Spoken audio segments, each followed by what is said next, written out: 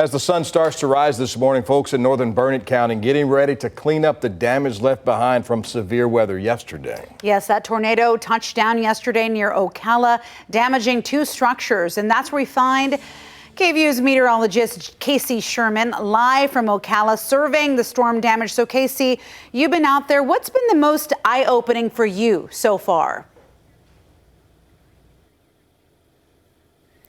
I mean, it's just the fact that some of the debris that it was caused likely by a tornado has been lofted in some cases. We've seen 50, 70, up to 100 yards. So it just goes to show you how powerful the winds were with these tornadoes that move through. And speaking of, yesterday we had several touchdowns in Burnet County. We're currently just north of Briggs is where I'm located. And you can see this home behind me sustaining considerable damage. We had a tornado warning that was tagged considerable. First time since the Elgin tornado that we had back in 2022. So these packed a punch. We had all that warm, very humid air, 100+ mile-per-hour updrafts with these storms. So some very fast rising air, which of course also produced that grapefruit-sized hail. But what we got also were those tornado touchdowns. Now I will say these have, as far as looking around the area for more damage, we've seen what was pretty sporadic damage. A lot of these tornadoes in their life cycle kind of spun up and spun down. Very typical to see tornadoes have that kind of upcycling period where the rotation weakens and strengthens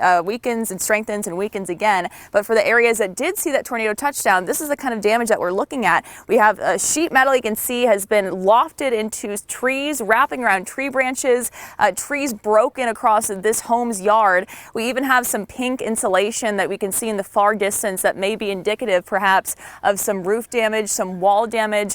We've had seen several wooden planks that were looks like they flew into some of the windows. We have cracked windows back, unfortunately, with this house that is behind me, along with some downed fences across the area. And again, some of this damage, it was lofted as far as 70, 100 yards, it looks like to me. So very, very powerful winds with these tornadoes. The National Weather Service will be out surveying some of the damage that we had in Burnet County, where eventually they'll be doing a ground survey and then giving the tornado an EF rating based on the damage. We, of course, do have another severe weather risk in place for the same area here in central Texas today, where again, we'll have to watch out for the risk of seeing some hail, damaging winds, and can't quite rule out a tornado. So as Jordan mentioned, very, very important today that you have a way of receiving those warnings, whether it be by phone, by the KVUE app, or by weather radio.